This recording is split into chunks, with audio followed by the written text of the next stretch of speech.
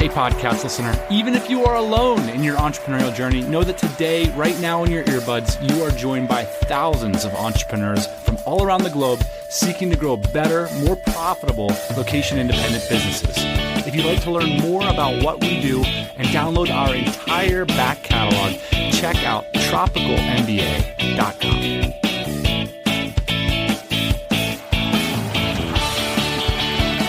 Hey, welcome back to the pod.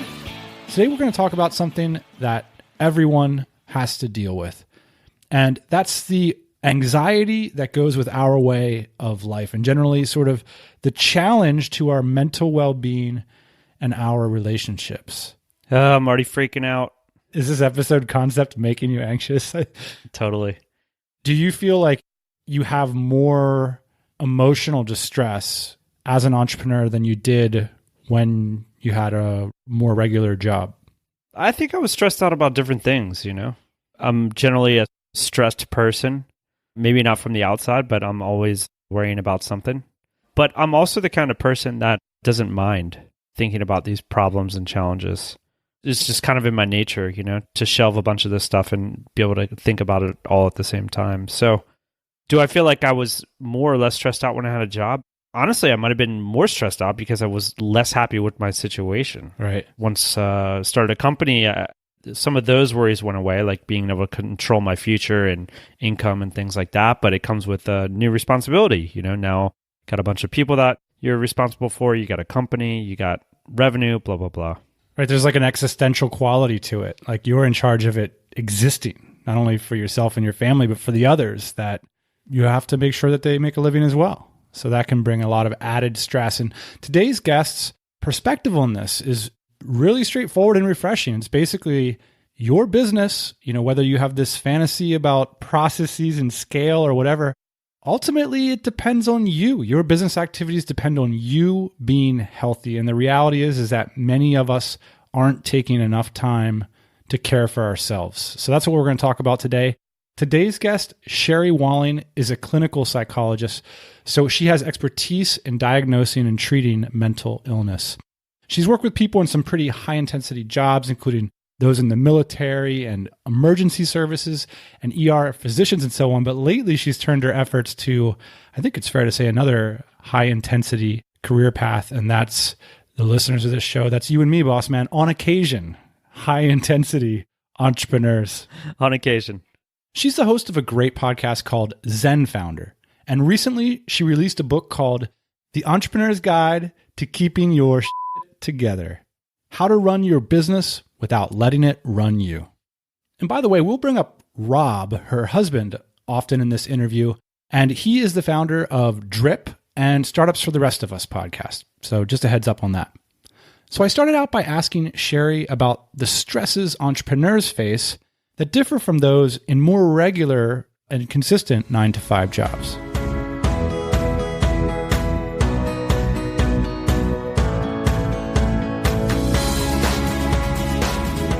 I think there's an identity difference. And when you have a job, even a job that you really like, a job that you care a lot about, there's still an element of going and ending and coming home and sort of these transitions between starting and stopping. I think for an entrepreneur, those don't really exist, not just in the day, but in the amount of energy that you're spending thinking about your business, the amount of identification that you feel with your business. I mean, your business is you. You are your business. They're very intertwined for a lot of founders. You mentioned that you worry about that. What worries you about it? Anytime that we put the full weight of our self on some other entity, I think we make ourselves unnecessarily vulnerable. A quick example, my husband is an entrepreneur, Rob Walling, and he, back in the day, had this little business called Hittail. And it was an SEO keyword tool. And it got, at one point, we thought, like pretty much decimated by a change that Google made in its practices. And so like from one day to the next, we went from successful entrepreneurial family to, oh crap, we might not even have like a real business anymore. And that's of course stressful from a financial perspective, from a what do you do with your life perspective. But if you don't have other parts of your life that say, hey, this is going to potentially fail, but I still have other things that matter to me. And I still believe that my life is valuable and that I have meaning and purpose as a human being separate from my business. I think that's the thing that worries me when the two become overly intertwined. You right. Remember the basic values of an entrepreneur: freedom, ingenuity, adventure, and meaning. Notice that words like money, success, and accolades aren't mentioned. I've been thinking a lot about these things lately, and I don't know that money doesn't have anything to do with it. Let me say this. I do believe that the first four, freedom, ingenuity, adventure, and meaning, are way more important to me. But for some reason, like, the other stuff can bring me down, even when I might have the other things. Yes. I mean, many of us become entrepreneurs because of the opportunity to make money. But there are probably easier ways for smart people to make money than to go through the grind of starting a business. Maybe not, but maybe. I just think it's a secondary motivator. And those big, deep values of what kind of life do I want to have? How do I want to spend my time? And do I want to have control over that? Those, I think, are the primary motivators that lead someone to step off a well-trodden, often very accessible, lucrative path and stop doing the kind of work that was laid out for them, you know, from the beginning of their lives, to do something totally different and to make their own thing. What contributes to that moment? That's what I'm interested in. Because yes, money is part of it, but I don't think it's the primary motivator for entrepreneurship. You're right. Being an entrepreneur is brutal on your mental health. Really? Does it have to be? I don't think it has to be. I think it can be, and that's... You cite studies of us getting sick more? Like, it's pretty grim when I get in here. It's not for the faint of heart. I thought that I was making a sort of a thoughtful decision, getting out of the cubicle, getting out of this horrible organizational man sort of 1984 setup, and now all of a sudden I'm free. But you're pointing out something that definitely I've noticed, you know, here and there around the community, is it does seem to have its own particular challenges on mental health. Yeah, I mean, I think there's no escaping hard things, and we can stay in the cubicle or leave the cubicle. We're going to have our own struggles. And I think the point of the book is to say, hey, I know we're all living the dream, wink, wink, but let's be honest about how hard this can be and how lonely it can be and how painful it is when your ideas fail or people don't like them or people say mean things about you on Twitter or any number of things that happen when you put yourself out there in such a deep and important way. Yeah, you mentioned this idea of isolation. There was this moment in the book. It was a man in a kitchen kind of going crazy about a project, and he felt like no one understood. And I think for me, I related to it in this way that I've had moments in my life where I simultaneously was, I think this is the identification part you were talking about. Like, I really cared about something that got messed up, and I felt really isolated that no one cared as much as me. And I also sort of felt dumb to insist that other people care, you know, because how could they possibly? And it's just a business. But I couldn't help myself from just being devastated and alone, you know, for that moment. You put so much of yourself into the details of the business.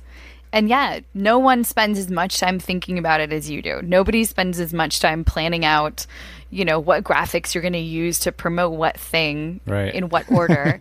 That all lives in your head. You mentioned one of the traits that entrepreneurs often have is a technical term in psychology called writing a new life schema. I was hoping you could describe a little bit, what's the background of that idea and why is it important to entrepreneurship? Yeah, the idea of writing a schema is probably much, much older than the field of psychology. I think it's more really of a philosophical term, but it's the sense in which you're the author of your own life. And the schemas from a psychological perspective are the thoughts or the assumptions that guide how we are in the world. And as a founder, you're assuming or you're believing that you will be able to meet your livelihood or meet your needs with your own ingenuity. And that assumption, that way of believing, that way of seeing yourself and your power in the world, I think is a really cool thing about what it means to be an entrepreneur. One thing that struck me was the amount of talk about productivity in the book. I didn't expect that, and it certainly resonated with me. Part of me wonders, are we playing with fire? Because I kind of walked away from the book thinking, I got to implement some of these things. And is that part of the disease there? You know what I'm saying? Like, yes. Am I on my hamster wheel there thinking like, oh yeah, now that I read this book, I'm going to be super more productive? Right. But it's totally not a productivity book. I think one of the reasons that it's so prominent in the book is because it's one of the things that people most talk with me about. Like, oh, you're a psychologist. You understand how the mind works. Like, how can I get more done faster? And Right. If you like kind of look through what we say about productivity, it's about being kind to yourself. So we have this whole section about procrastination and why you procrastinate and what to do about that. But the whole premise of the conversation is like, chill, give yourself a break, Right. be kind. Like, the more self-critical you are, the worse your productivity situation is going to be. So you have to kind of stop that critical voice before you can really get down to getting work done. There's also part of me that read into it, like, if you've chosen to be an entrepreneur, if you are one naturally, that you need to have goals in order to be healthy. Yeah, one of the things that we know helps prevent people from getting burnt out is to have clearly identifiable goals. Goals are helpful. They help us structure our days. They also help us know like when we're winning. So goals are great, but like the most important part of goals is like celebrating when they're accomplished. So I think having those benchmarks for yourself is a really helpful kind of mental health way to structure what you're doing in your work, because growth is sort of infinite, or more customers is infinite, but having these really specific, like, these are the things that I want to accomplish in this amount of time. And you won't always get there, so it's okay. But having benchmarks where you can say, okay, done, check. I accomplished something. I'm going to celebrate it. Taking the wife out to dinner, whatever I'm going to do to mark this accomplishment is really important from a mental health perspective. I think the thing that I would love for entrepreneurs to feel more empowered to do is to really be mindful about the goals that are most important to them. And I think, there's a lot of like celebrity entrepreneurs and they have contributed a lot in terms of inspiration and in some cases really practical ideas. But I think we all do ourselves a disservice when we hold up these, sort of Gary V folks as the standards of entrepreneurship, because that's not what most of us are going to get done in our lives. And so to recalibrate our goals to match what our values really are is, I think, something that's super important to the sustainability of entrepreneurship over the course of our lives. Do you have a profitable Facebook ads campaign? What happens when you try to increase the budget? Your return on investment drops dramatically, right? That's because scaling Facebook ads is the hardest part of the game, but it's also the most profitable. Unfortunately, it's not as easy as just doubling your budget and watching your profits double. It's a lot of hard, strategic work, and frankly, it's a full-time job. Today's sponsor, Growth Ninja, is a performance-based Facebook ads agency that specializes in scaling campaigns, helping them go from $500 per day in spend to $5,000 per day while maintaining and improving your ROI. If you want to scale your campaigns dramatically while keeping your return on investment consistent and growing, go check out growthninja.com today and let them know the TMBA podcast sent you. You mentioned that one of your goals is to normalize therapy. What would that mean? I really feel like it's important for people to have a sounding board and for people to have not only a good friend, but someone who is well-trained to listen to things that you don't necessarily hear. Therapists are amazing at spotting patterns, at picking up the meaning behind the words. And especially for founders, especially for solopreneurs, people who are doing this on their own, I would love for every founder to have a therapist sort of on call for the times when the thoughts rattling around inside of your head you can't get any traction on, and you just need some outside support and ideas and way of seeing. Do you think that there's a logistical cost or Is there a stigma against it? What is the reason, people aren't doing this? Yeah, I think all of us are still kind of contending with not liking our own weakness or our own fallibility. I think that, therapy has this long-standing stigma of, depending on where you come from, either, something that's for quote unquote crazy people, or something that is not a legitimate form of science, or, there's all kinds of angles from which you can poke holes in the practice of therapy. And that's unfortunate because for whatever flaws the field has, it does have deep expertise in human connection and in listening well and helping people gain new insight. You write at one time, I was willing to sacrifice anything to reach my career goals. This is I think a pretty common thing I've seen. And you said, in retrospect, I very nearly sacrificed everything. And you mentioned your family, your marriage, your relationship with your child, and of course, your emotional health. So what is it that you didn't see at the time? Yeah, so this was the year that I had finished my PhD and was doing my internship or my residency year. So I was married to Rob, and we'd been married for 7 or 8 years at that point. And we had our first son, who was at that time about a year and a half old. We moved from Southern California to New Haven, Connecticut, where I was at the Yale University School of Medicine, and it was sort of this amazing opportunity. And I was just so focused on, these are the things I need to get done. These are the papers I need to write. These are the people I need to meet. These are the things I need to do. On the grind of, I'm building this research career as a social scientist, and I'm going to be, a famous research psychologist. And it wasn't ever that I made these conscious trades. It wasn't ever that I said, my husband is not important to me, or my child is not important to me, or my body, my physical care is not important to me. It was that I was so heads down in all of the things that I wanted to accomplish that I forgot about investing in those other parts of my life. And I think that's really easy to do. It becomes this gradual slide. How do you realize that you've been making those unconscious trade-offs?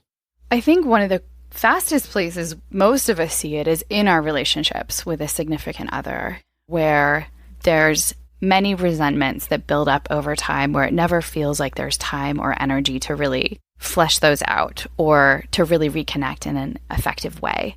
People talk about it, we've just drifted apart, or it's not how it used to be. And those are not unusual sentiments to have from time to time in a relationship. But I do feel like when we are focusing on something so hard with so much of ourselves, that shift away from our relationships is one of the first things to go. And well, I must quote, we couldn't solve the problem of shared custody. So you open the book with this line, and it seems to me that you're implying that you were just one step away from a divorce. Yeah, we were kind of in the place of talking about it, where it kind of felt like there's not a viable path forward. This is the real story, is that we got to the point of having a conversation about how are we going to tell our friends that we're going to split up. And we could not think about a way to explain it to our friends in a way that they would think it was a good idea. And it was that conversation that we're like, if we can't convince the people that love us that this is the right thing for us, maybe it's not the right thing. So it's a little bit of a long way to answer your question, but one of the things that we have done is to really make sure that we have good friendships, both individually and as a couple. Because I think when you get to a point in your relationship where the glue doesn't feel quite as strong as it needs to be, then there's other people that can kind of help hold you together for a little while. Other people can be glue for you. One of the things I was thinking of when you were talking about normalizing therapeutic relationships, and now you're talking about a community structure, a lot of people who listen to this show have forgone a lot of that and have moved around every few years or travel very, very frequently, or maybe don't maintain a home base. How can those people go about installing this sort of therapeutic furniture in their lives? I think that that's more possible now than it's been before. that there are traditional therapists who now are practicing online in ways that that's an accessible option.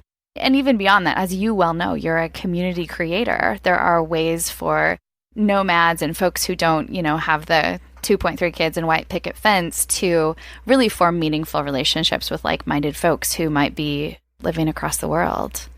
And you're doing something like this too now, yeah? I do. I talk with founders all over the world, which has been a really fun part of my job. There was this story that felt really empowering to me. It was when Rob went on a retreat and he wrote down all these things that he just like couldn't stand in his life anymore. And he's like going to flush them down the toilet. And then he comes back and one of those things he can't flush down the toilet because it's his kids at night. Yeah, that is discouraged. Because there's this kind of idea, when you're an entrepreneur, you just like, I'm only going to do what I want to do. But there's always something that you're responsible for that you have to do. So what's your strategy or what's a strategy you could recommend for people? You might do that empowering exercise and realize, hey, there's a couple things on here that I got to keep around.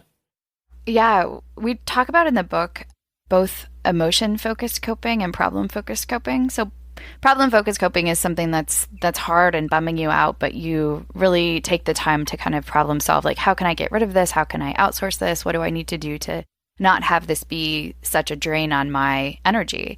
But emotion-focused coping is more about how do I deal with the hard feelings about the hard things that I can't do anything about. And, those are things like chronic illness, or someone gets cancer, or you have a kid who's difficult to deal with, or, those are the parts of our lives where we don't always get to pick. We don't always get to control the challenges that we take on. And I think that's where having a set of things that bring you joy, bring you comfort, are fun for you, whether that's yoga or running or bike riding or visiting museums or having long conversations with friends. We have to have parts of our life that offset the struggle because the struggle is inevitable. What are some of the other strategies that you see working for entrepreneurs? We mentioned also this concept of retreats. Yeah, retreats are one. That's a really important practice. And that's taking a couple days, a couple times a year, ideally, and really spending time thinking through goals, big picture. This is part of your business. This is not like a time out from your business, but it's time to step out of the day to day and really think about bigger picture questions. And both Rob and I have done this for years and found it to be extremely valuable. I often will begin a retreat by doing a review of the last year or the last 6 months, whatever the last retreat point was, and looking at like the high points and the low points. Like, what are the things that I really am proud of and satisfied by? What are the things that have brought me the most joy?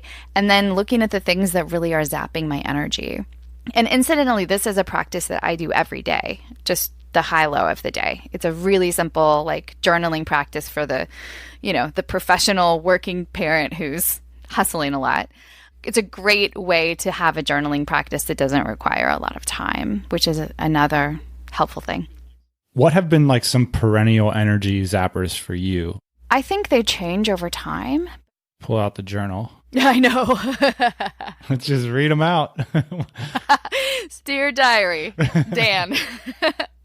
I'll be honest, like we've just had a lot of like family challenges in the last year. So my lows are often like had difficult meeting with child's school teacher, or having trouble getting child in to see specialist, or website broken, or, there are things that are just, it's that sense of when the wind's knocked out of you a little bit.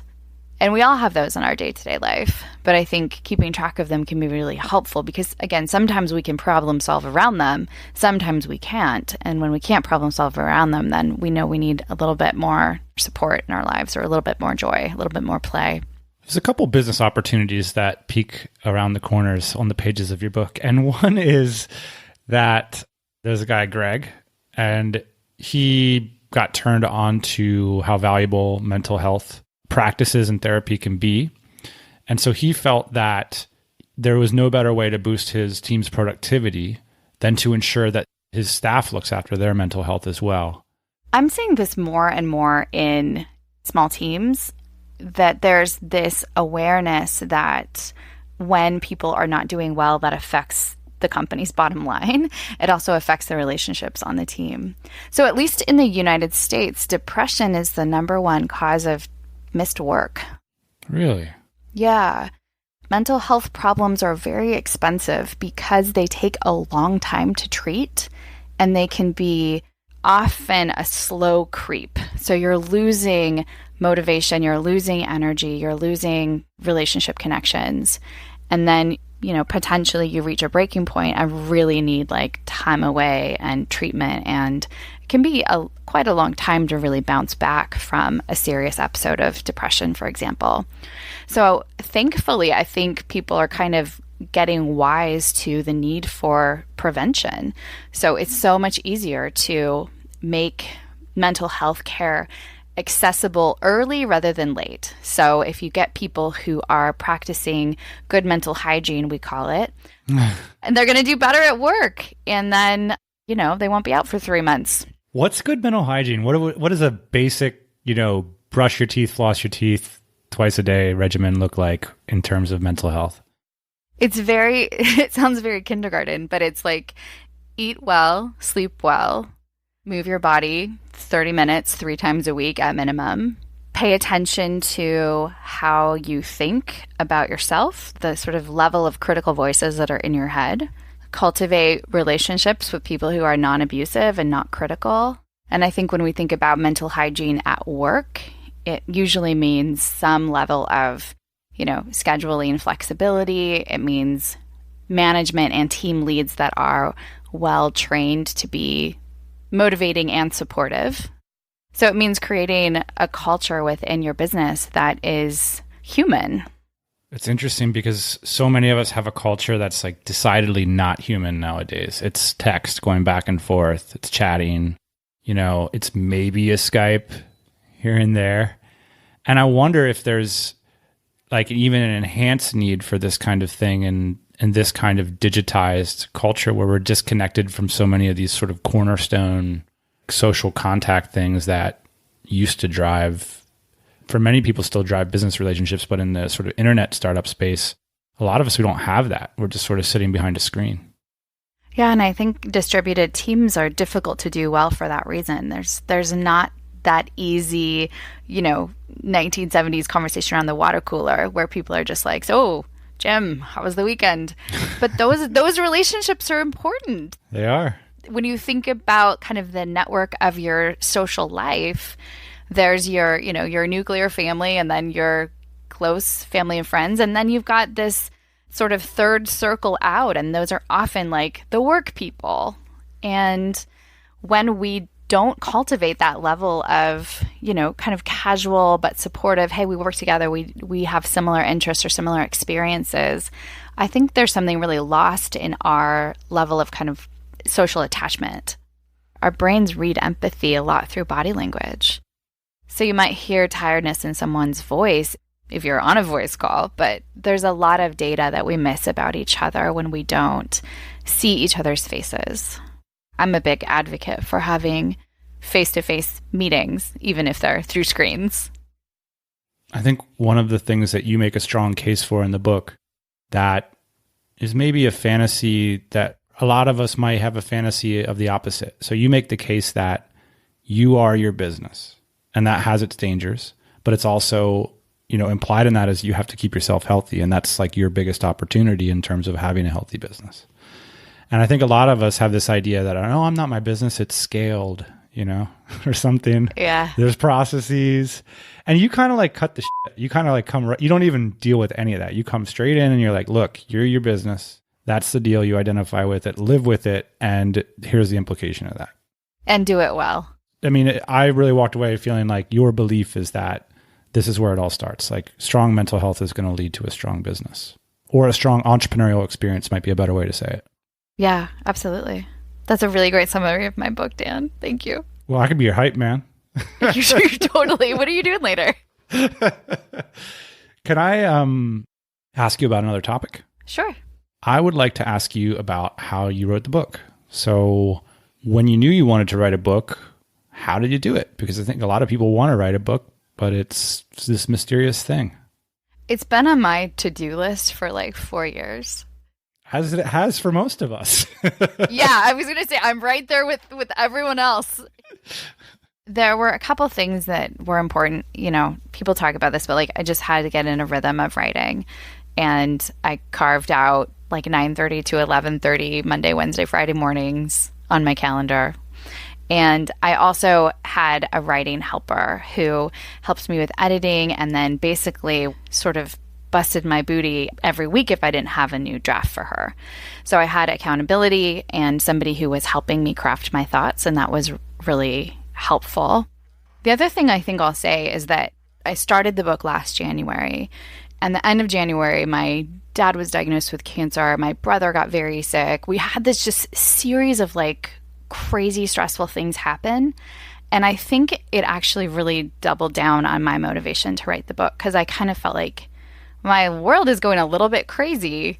I need to have some rhythm of something that I'm making that's a little bit in defiance of the nuttiness that's happening around me. It's interesting because there's a moment in the book that you described, like kind of like your life is legit going to shit. Yeah. That's what's going on. And you clung to your work as a time for yourself to keep your sanity. And it's strange. Like I could imagine doing that, even though it seems like that very work is the thing that may give me stress day to day. But it's still the thing that you choose and that you love and that you have some control over. Right. Well, thanks for doing this. Thanks for coming on the podcast, Sherry. Hey, my pleasure. Thank you.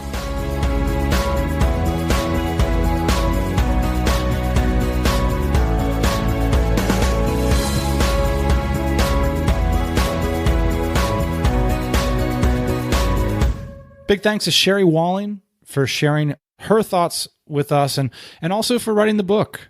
I really enjoyed it, Ian. It's called The Entrepreneur's Guide to Keeping Your Ish Together. How to run your business without letting it run you. You know, honestly, Ian, this isn't really stuff that occurred to me in my 20s. And I've been thinking a lot more about it as I get older. And, you know, we always talk about things like productivity, smart drugs, having positive relationships, building community, all this stuff. And like, this is really coming back to the core of it, coming back to the source and saying, you're really important to your ventures. And why not make some time and put some real energy into taking care of yourself? And I think that for me, reading the book was an exercise in that, is asking myself, do I have the systems in place to be properly taking care of myself? Because, you know, you can't just keep giving and giving and giving and giving without depleting yourself emotionally. That's right. Yeah. You can't take care of other people unless you're taking care of yourself and you're steady in that. Very true. For sure. You have to take care of yourself first. Ian, I think the book is just a great starting point to start asking those questions if you haven't taken them seriously to date, or, you know, if you want to do more for yourself in terms of the support that you're giving yourself and how you can surround yourself with people that can help. You know, final thought on this, Dan, is I think in America, maybe, I don't know about other parts of the world, there is a stigma that like you have to be broken to be fixed. But then I think there's also this idea that like you don't need to be broken, like you can just improve yourself. And so, you know, this kind of work, you don't necessarily, I don't think, need to be broken. Sure. Like it can just be a matter of, hey, I want to improve, I want to perform better, I want to be more responsible for the people around me, and I want to provide them with more support. And so therefore, you know, I need to be my best me. Well said, Ian. We'll leave it at that, and we'll post the show notes, the links to everything mentioned, plus the book at tropicalmba.com/Sherry Walling. We'll see you next week. Hey, thanks for listening to the Tropical MBA podcast. You can go to tropicalmba.com, get access to hundreds of back episodes and all kinds of other goodies. Load up your iPod. That is the cheapest way to fly business class on your next international flight. We will see you next Thursday morning, 8 a.m. Eastern Standard Time.